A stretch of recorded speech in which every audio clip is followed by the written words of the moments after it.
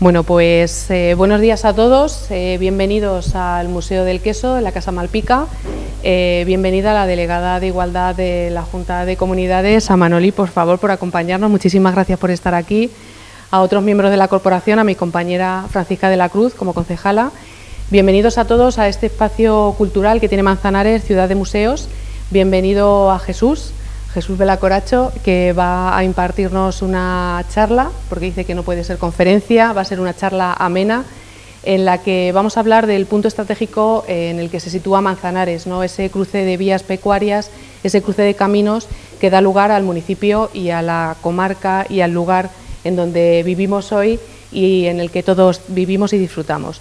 Esta charla y esta jornada está organizada por la Asociación Alto Guadiana Mancha, que es una asociación formada por los ayuntamientos de la comarca.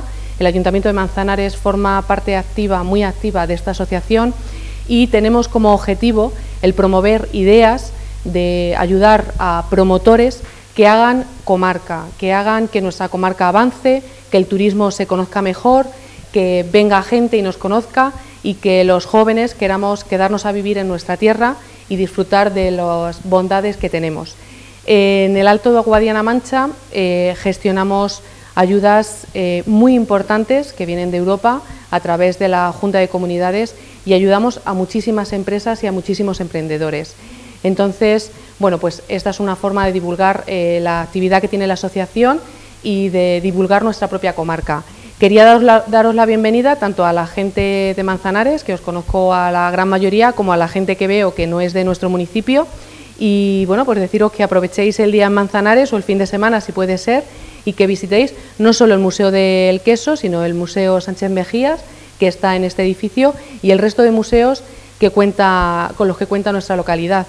Hoy tenemos un día en lo cultural especialmente importante, tenemos un montón de actividades, está el encuentro coral, tenemos además un partido de Primera Liga de División de Fútbol Sala Manzanares, que os invito a disfrutar y bueno, pues en definitiva que paséis todo el día en nuestra localidad disfrutando pues de la buena hostelería, de los monumentos y de la cultura que tenemos. Y darle la bienvenida a Jesús y que bueno, pues estamos deseando escucharle y que disfrutar de los conocimientos que tiene. Muchísimas gracias por venir y muchísimas gracias por venir a vosotros y gracias a Alto Guadiana Mancha pues por escoger Manzanares y por organizar esta jornada en nuestro municipio. Muchas gracias.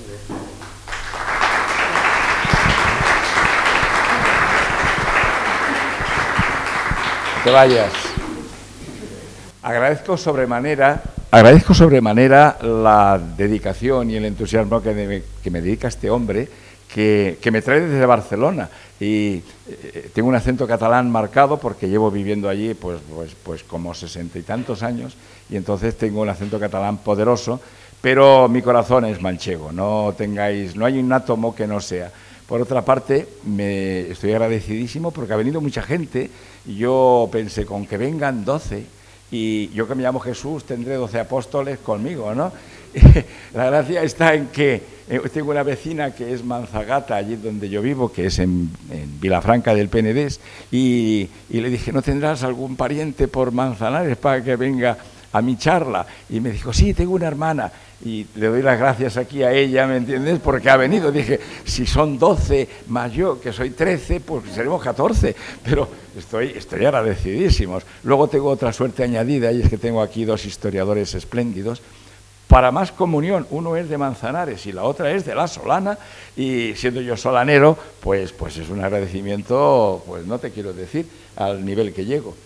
Ya te puedes sentar, no penes, que está aquí diciendo, ¿cuándo se va a callar?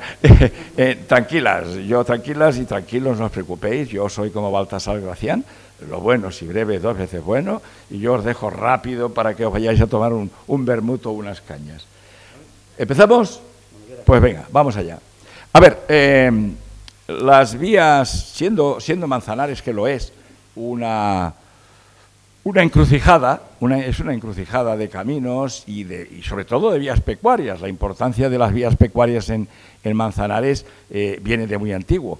Fijaos si viene de antiguo que, hablando de Manzanares, su fundación no tiene nada que ver con lo que yo voy a decir ahora, pero parece ser que en épocas de sequías severas, las Motillas del Azuer eran uno de los pocos sitios en donde había agua. Se supone que la ganadería, que ya estaba establecida, en esta zona la ganadería pues tiene más de 4.000 años de existencia. La gracia del asunto está en que parece ser que donde luego estuvo la cañada del Carrerón, se supone que podía haber algún paso de ganadería. Una ganadería que no está demasiado claro. Yo estoy convencido de que debían de ser lo que se llamaba en ese momento las ovis aries liergenses, que son las ovejas que nosotros conocemos, no las que luego vendrán más tarde. Otro sitio en donde tendríamos la posibilidad de que hubiera cosas antiguas, pero ya nos metemos en territorios muy complejos porque, como podríamos decir casi por desgracia, pues hemos estado en una tierra de paso, y además de estar en una tierra de paso, en una tierra muchas veces tornadiza, de para arriba y para abajo, pues habría que remontarse a cuando se apodera de esta parte del territorio, un poquito más abajo del Tajo, en la época de Alfonso VI, que se atreve el hombre a acercar la nariz a lo que más o menos se tropezaba por aquí. No le fue muy bien. Alfonso VI decidió irse a sitios más amables, pero el que sí se atrevió fue Alfonso VIII. Alfonso VIII de Castilla, debía de ser hombre enérgico, lo pasó muy mal de pequeño entre los Laras y los Castros, y este sí que fue bravío. Se metió un bofetón horroroso en Alarcos, pero no se desanimó y consiguió por fin, a través de las Navas de Tolosa, hacer pues una franquía. La Charnela de Sierra Morena la venció y se quedó ya situado hacia abajo. Lógicamente, toda la gente que pertenecía a las comunidades de Villa y Tierra de Castilla se tropezaron con que tenían un territorio grande para ocupar, y los ganaderos de las zonas sorianas, altas, casi con lo que ahora es la Rioja y el Valle del Iregua, pero los puertos de Oncala y Junquera, la zona donde se encontraban la gente que se reunía para avanzar con sus ganados. Eran tierras de mucho frío, y cuando llegaba, hoy aquí no está mal el frío, después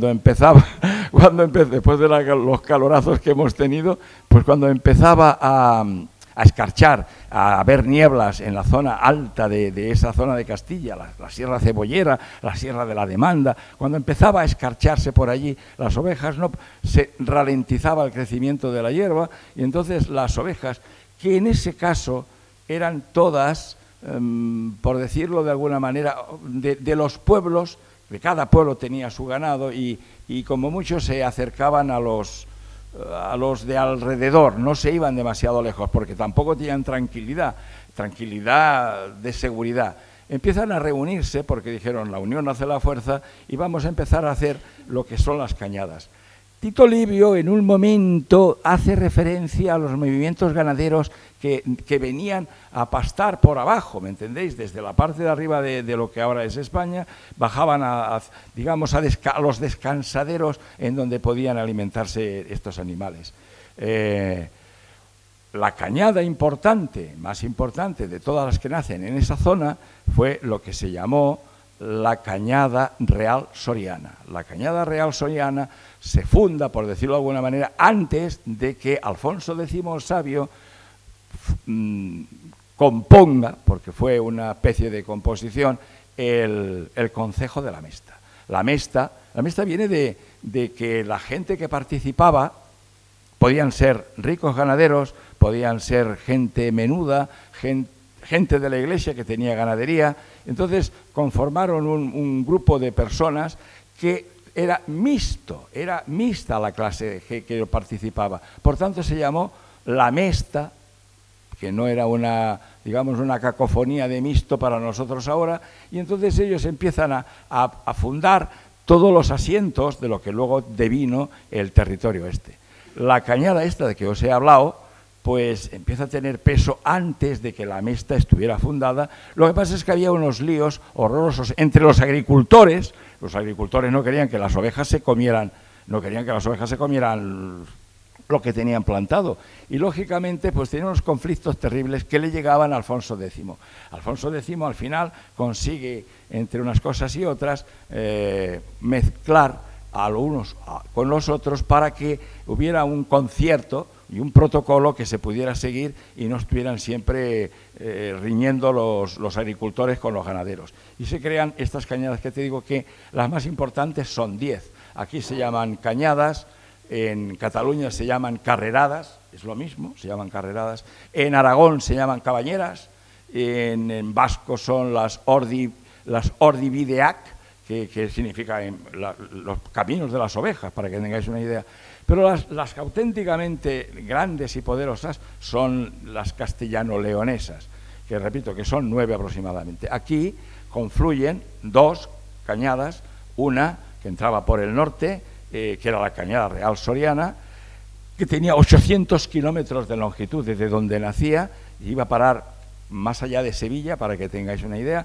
Lo que pasa es que la que llegaba aquí, cuando salía bordeando a la derecha y se iba a parar al Valle de Alcudia.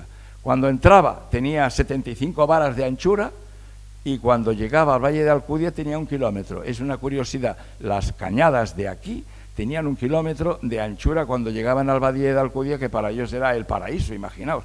Luego llegaban a Mestanza, a Solana del Pino, de allí pasaban el Valle de los Pedroches, llegaban a Pozo Blanco y luego pues al Valle del Guadalquivir, en donde tenían el pastizal más amable.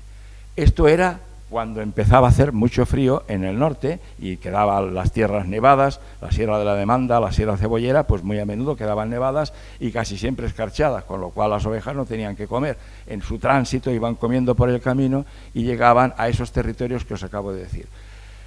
Más o menos pasa con la cañada conquense, la Cañada Real Conquense, que se nutre. Pensad siempre que las provincias que yo nombro son del año 1833 de Javier de Burgos, pero antes las provincias no coincidían. No es que no coincidían, es que no había provincias, para que tengáis una idea. Entonces la Real Conquense se nutre de Priego, de Huélamo, de las serrezuelas de lo que ahora es el término de la provincia de Guadalajara y el principio de la de Teruel. Y esa cañada, que también era muy abundante, sortea Cuenca y va bajando, pasa por los territorios manchegos orientales y llega precisamente aquí, por el territorio en donde se encuentra el polígono, y va a parar a donde iban las dos. Iba una al Pozo Concejo y la otra también. Y ahí se montaba, pues imaginaos. Pensáis que la Cañada Real Conquense se movía unas 400.000 cabezas de ganado. O sea, no, aquí cuando se montara el BBB sería algo para preocuparse. Pero es que la otra tenía más de 600.000, o sea, 600.000 y 400.000, nos íbamos a 1 millón de cabezas de ganado, que no es ninguna tontería. Para más información os diré que entre todas las cañadas, estas 9 o 10 cañadas que había importantes, se movían entre unos 3,5 millones de cabezas de ganado. Aunque la importancia de las cabezas de ganado que tanto hicieron prosperar a toda la tierra que por las que pasaban eran las merinas, porque las que teníamos aquí. Manzanares tenía muy pocas ovejas, tenía muchas ovejas, pero tenía muy pocas. Pues Manzanares tenía solamente las ovejas estantes, se llamaban las estantes, las que no se movían durante todo el año. Las ovejas estantes eran las que estaban aquí fijas. Las otras iban y venían, pero no se estaban aquí. Luego había otras también que participaban otros pueblos de la zona que se llamaban ovejas, se llamaban trasterminoestantes, que podían salir de un término. Manzanares tiene 520 kilómetros cuadrados. Podían salir de un término, ir a pastar a otro, pero siempre en un territorio amable, en un territorio fácil de controlar. Luego estaban las trashumantes. Las trashumantes son estas que os he dicho, pues que se mueven entre los 400, 500, 800 kilómetros, que es la más importante.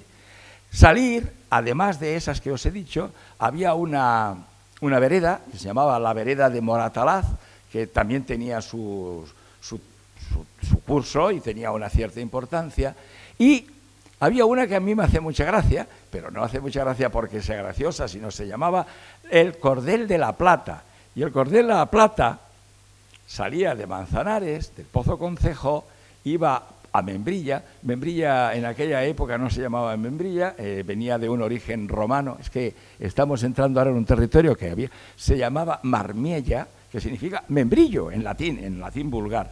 Luego tiraba hacia la Solana debía de ser, no te quiero decir cualquier cosa del Cerro San Antón, no pasaría mucho más de ahí, y de ahí se iba a Laminium. Laminium es Alhambra, y yo tengo el orgullo de haber sido uno de los hombres, junto con este caballero que hay aquí, que se empeñó en que Laminium era Alhambra. Al final hemos tenido razón, al final ya lo reconoce todo el mundo. Bueno, pues que sepáis que nosotros fuimos los que trabajamos el asunto, no se lo creía nadie, hasta que dijimos Laminium es Alhambra. Encontramos 4 pruebas evidentes de que Laminium era Alhambra. Hombre, con 4 pruebas ya hay suficiente. Luego las ovejas, cuando llegaban a Alhambra, como Laminium tenía un territorio inmenso, era el municipio, era lo que tenía mayor cantidad de kilómetros cuadrados, pues prácticamente no se tenían que mover, solamente este cordel, que iba, el Cordel de la Plata, pues era un cordel que llegaba a Alhambra y a su territorio y se acabó la historia. Más cosas, pues las otras cosas es que lo que llega a darle importancia al territorio es el paso de las ovejas merinas. Las ovejas merinas son las que tenían peso. Las otras eran para carne, básicamente. De hecho, en Andalucía, a nuestras cañadas se les llamaban las cañadas de la carne, porque eran las cañadas que bajaba la comida, por decirlo de alguna manera. Y los corderos, pues se sabía más o menos el volumen por los diezmos que se pagaban a la encomienda y que se pagaban, esto lo escribisteis vosotros, creo, ¿no? Los corderos que se pagaban a la encomienda y los que se pagaban a la iglesia. Entonces los corderos determinaban, de los 10 corderos que cogían, del paso que tenían, pues las partes que se repartían entre un sitio y otro. Para que tengáis una idea solamente, el volumen que manejaba este territorio era tan soberbio que solamente el pagar en el campo de Montiel, el pagar a las dehesas, esto era un territorio adhesado, aquí había, como la Sierra de Siles, y el Sotillo, era una dehesa en donde había encinas, en donde había quejigos, en donde había sabinas, sobre todo los sabinales más importantes estaban en Ruidera, en el territorio que ahora ocupa Ruidera, y eso se alquilaba para que el paso de las ovejas tuvieran agostaderos, tuvieran abrevaderos, asentaderos, donde tenían también los apriscos, donde estaban las majadas para pasar la noche. Es decir, todo esto era un negocio, porque este territorio estaba muy deshabitado. Tristemente, en algunos sitios se vuelve a repetir el que esté tan deshabitado. Estoy hablando del campo de Montiel, que a mí me duele en el alma, porque soy cuarterón de Cristeña y a mí esto me duele, de que la tierra de mis antepasados pues se quede sin habitantes. Y que nos vayamos a Barcelona, que no está mal, o sea, me contarás. Pero bueno, es igual, ahí es lo que es y no podemos quitarle sus méritos que los otros, nosotros lo consiguen por otros caminos. Vamos a dejarlo ahí. Muchachos, vamos a seguir con el asunto de nuestras ovejas. Nuestras ovejas, las que trajeron del norte de África, eran del Magreb, no eran de aquí. Las ovejas merinas eran del Magreb. Pasa que tenían una lana muy fina, muy apreciada y que crecía en unos vellones magníficos. Esta lana muy fina y muy apreciada tenía un precio salvaje, una en Florencia y los otros en Gante y al principio también en Inglaterra, pero como con Inglaterra nos hemos llevado bastante mal, pues procuramos casi siempre, al ser luego más tarde la corona hispánica, pues de tener poderío dentro de lo que es Flandes, pues bueno, tanto en Brujas como en Gante, pues más o menos era donde iba a parar todo el todo el asunto, para que tengáis toda esta lana. Esta lana, curiosamente, se batanea. Primero se esquilaba. Cuando se había esquilado, se lavaba. Y se lavaba en un río que pasaba por aquí, que tenía agua, pero ya no tiene, que era el río Azuer. El río Azuer pasaba, tenía agua abundante para lavar la lana de nuestras ovejas. Bueno, de esas ovejas que pasaba por aquí. Luego se cardaba con unos alambres, y después de cardarla, pues se hacían diferentes cosas. Una gran parte, la mayoría de las lanas buenas llegaban a Burgos, y de Burgos pasaban a Bilbao, y de Bilbao pues embarcaban en dirección a los sitios que os acabo de decir. Se pagaba muy bien. Las lanas que venían por la cañada conquense iban a Valencia, y de Valencia iban a Florencia, en donde se pagaba también muy bien la lana, pero el mercado, digamos que era más mediterráneo, el otro era más atlántico. Como curiosidad de las cosas estas, la lena, las ovejas que eran las que se encontraban aquí, las ovejas estantes que se esquilaban también, se mezclaba la lana mediocre de las merinas con la lana que salía de los vellones de las ovejas de aquí. Cuando digo de aquí, digo nuestras, de las de La Mancha. Y salía una cosa que se llamaba entrefino. El entrefino era una lana menor que seguía el mismo tratamiento, pero se utilizaba en una cosa que tristemente desapareció en el siglo XIX. Y se hacía prácticamente en todos los sitios del Alto Guadiana. Y era el entrefino, era la lana que se utilizaba para hacer el pañete. El pañete, prácticamente todas las mujeres y casi todos los hombres iban vestidos de pañete, y luego hacían unas cosas más vulgares que se llamaba bayeta. Y es que prácticamente, tanto en la Torre Juan Abad, como en Cózar, como en Almedina, y supongo que en Alhambra también, aunque no lo he podido descubrir, lo otro sí, pues había telares que desgraciadamente pues desaparecen en el siglo XIX. Entonces, uno de los empleos más importantes para las mujeres, tenemos por aquí una señora que está dentro de este ámbito, y pues, más importante para las mujeres, que era una ayuda importante para las casas. En las casas estarían los ganaderos, en las casas estarían los agricultores, pero las señoras hacían en los telares un sueldo añadido para el funcionamiento de la casa.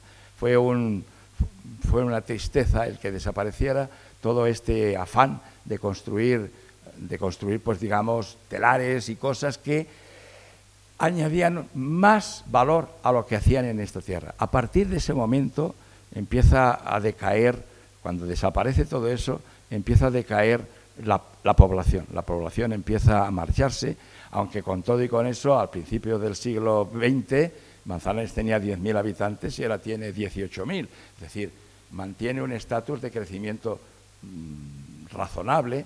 Pero hay otros sitios, estábamos hablando de Alhambra. Alhambra, a principios de los años 40 del siglo pasado, tenía 3.000 habitantes y ahora lucha por alcanzar los 1.000. Pues este descalabro pues es el que auténticamente motiva a la gente del Alto Guadiana a que hablemos de la cultura, pero si de paso podemos hacer entender que despoblar los pueblos es auténticamente es una ruina.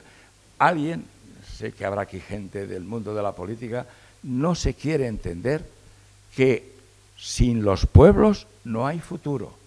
Acordaos, sin los pueblos no hay futuro.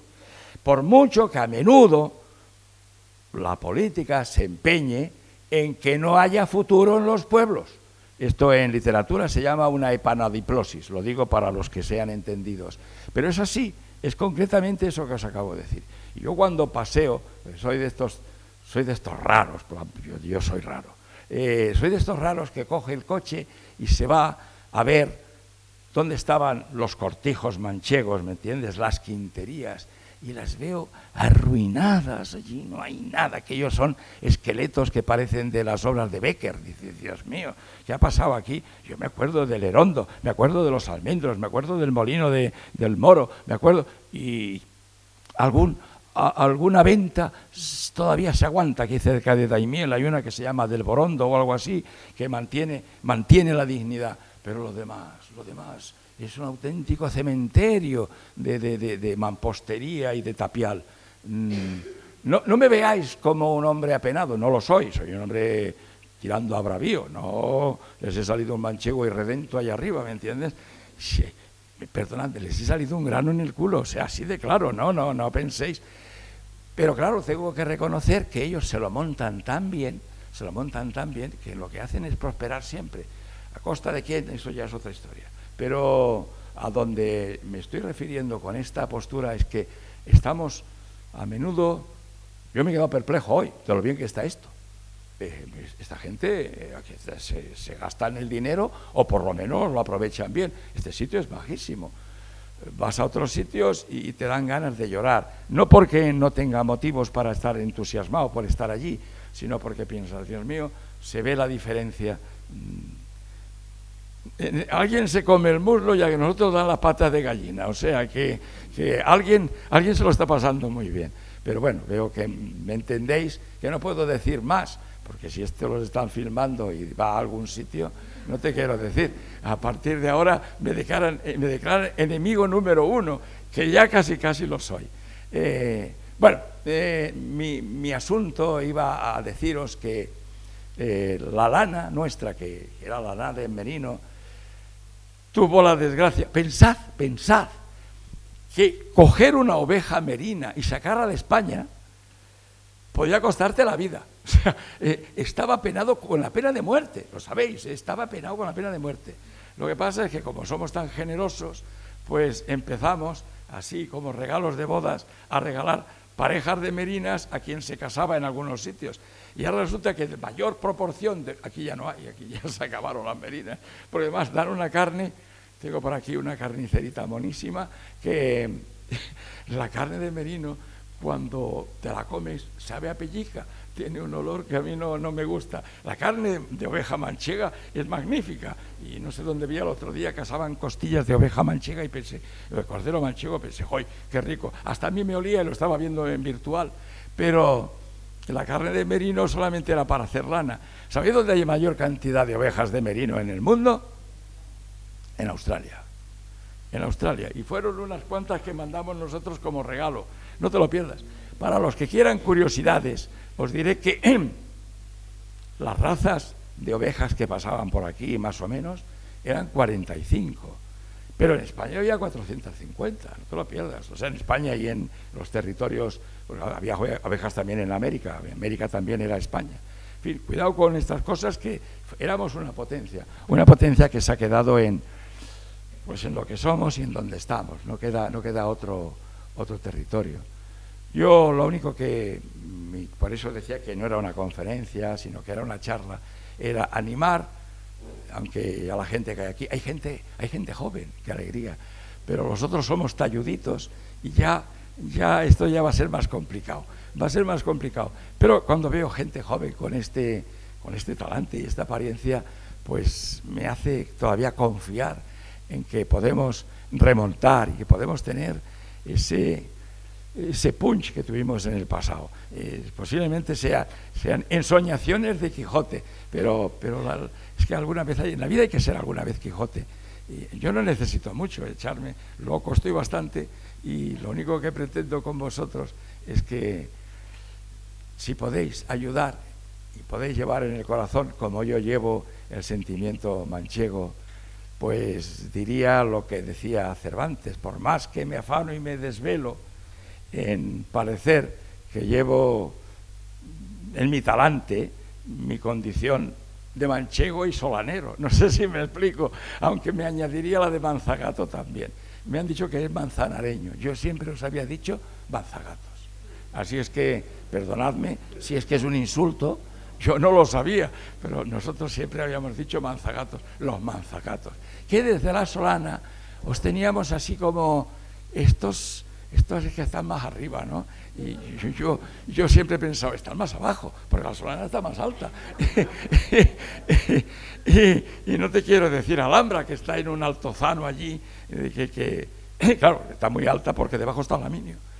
Y bueno, solamente daros las gracias porque hayáis venido a escuchar a este desvencijado y loco caballero castellano. sigo siendo manchego y castellano y laminitano. Y ahora me voy a convertir en manzagato. Sí, señor. Y nada más que eso, nada más.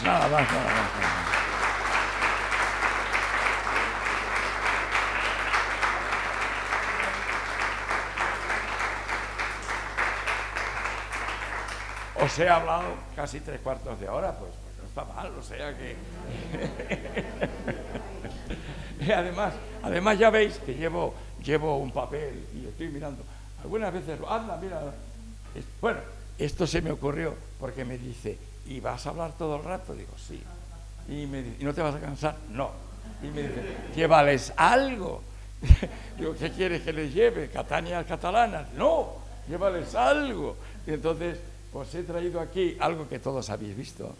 Esto era el torreón que vigilaba el vado, por donde teóricamente pasaban las ovejas, pero las ovejas, como el Azuer, fue un río caudal, pero no siempre fue caudaloso, siempre tuvo sus más y sus menos.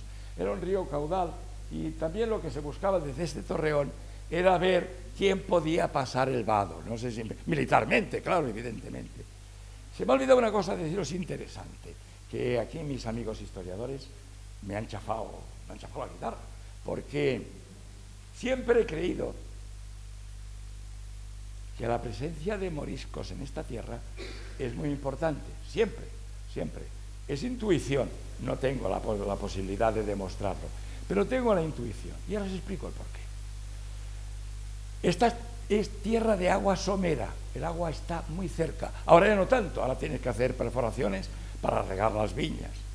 Eso no me gusta a mí, que soy escritor de vino y enología. A donde voy con esto es que este agua somera, donde había aguas someras, los moriscos estaban presentes, siempre, y no se iban, cambiaban de religión si era pertinente, pero no se iban. Pensad que nuestros castellanos antiguos decían, una tierra es un tesoro si el que la cuida es una huerta es un tesoro si el que la cuida es un moro, ¿me entendéis? Y esto corría por aquí. De la membrilla sé que sí, de aquí no lo puedo demostrar, pero de más abajo sí, por Daimiel vuelve de nuevo a ver en Villarrubia de los Ojos, cualquiera que haya leído 2 páginas sabe que los moros, bueno, los moriscos, hay que hablar de moriscos. Entonces estoy convencido de que los moriscos aquí tuvieron importancia. Sabed que aquí había casas con huerta, imagino que alguno las ha visto, casas con huerta dentro de la propia casa, es decir, no tenían que ir a buscarlo fuera, sino que lo tenían dentro de la... Porque los pozos, aquí hay un pozo precioso con un canal de abrevadero magnífico. A donde voy con esta conclusión de la presencia morisca es que el río que nos cruza se llama Azuer, aunque curiosamente aparece muchas veces como Azuel, pero se llama Azuer, que es una cacofonía del lenguaje, porque debía de ser azuder, como cuando decimos he cogido o he comido y nos quitamos la D del medio, por decirlo de alguna manera. Pues azuder se ve que era una cosa complicada y ellos tiraron por el medio y dijeron Azuer, a correr, venga, ya está, el Azuer. El Azuer es una palabra de origen andalusí, viene de Azub. Azub significa la represa.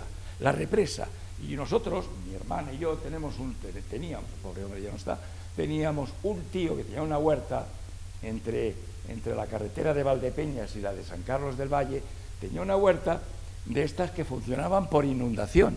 Por inundación significa que ponía un portillo en el río, el portillo pues medía como 2 cuartas más que el cauce del río, hacía una pequeña zanja, al subir el cauce del río regaba por inundación la huerta, que era grande.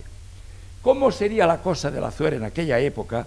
Que yo con 11 años y mis primos nos íbamos a bañar, cuando hacía esto de la represa esta, nos íbamos a bañar en el río. Es decir, y estoy hablando de bañarte en el mes de julio, por la feria, y en la feria de la Solana te puedes morir, pero de calor, y nos íbamos a bañar al río. Por tanto, el Azuer tenía importante. Azub, la represa. Y dice, bueno, la represa, había 50 represas, 50, algunas para molinos en esta zona precisamente, entre la Membrilla y aquí, que se llamaban de Rodezno, molinos de Rodezno y Regolfa. Y había aceñas, represas, asubs. Todo esto era cosa musulmana, ya no voy a decir morisca, musulmana.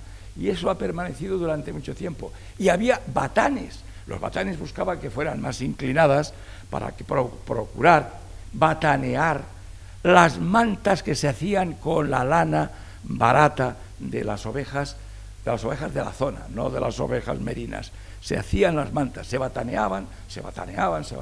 Oye, el Quijote lo habéis leído todos, ¿no?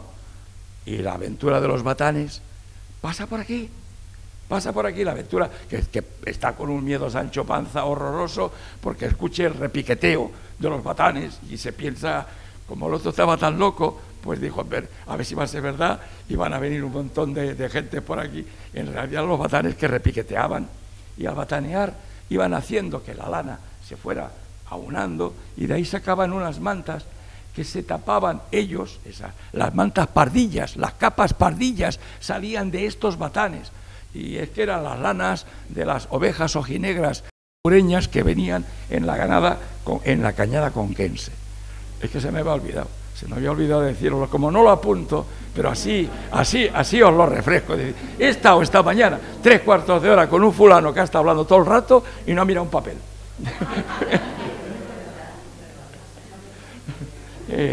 Mi hermana, que ella le da vergüenza estar aquí, se agacha. Mi hermana me ve todos los días en su casa. Ella vive en Ayamonte y tenemos casa en La Solana, pero y en la casa vecina pues tampoco tienen internet. Me tengo que ir a ver el wifi y me dice, ¿dónde vas? Digo, a aprenderme más o menos de memoria lo que tengo que decir. Y no, lo que pasa es que como tengo soy un cara dura total, y cuando he visto a estos dos de aquí, a él y a ella, al Manzagato y a la Solenera, he respirado y he dicho, si me veo apurado, acudo, ¿me entiendes? Para que continúen ellos. Bueno, pues entre nosotros, mis conferencias o mis charlas, pues son siempre así. Yo soy muy atrevido. He dado, esta es la 67, no está mal, 67 conferencias. He dado en el Liceo de Barcelona, en el Círculo Ecuestre de Barcelona. He dado 5 y salí vivo en el Ateneo Barcelonés. Es que tiene un tufo, no te quiero decir. Así es que veo que aquella mira el reloj, entonces está diciendo, ya me empiezo a aburrir. Señores, muy buenos días, que lo pasáis muy bien.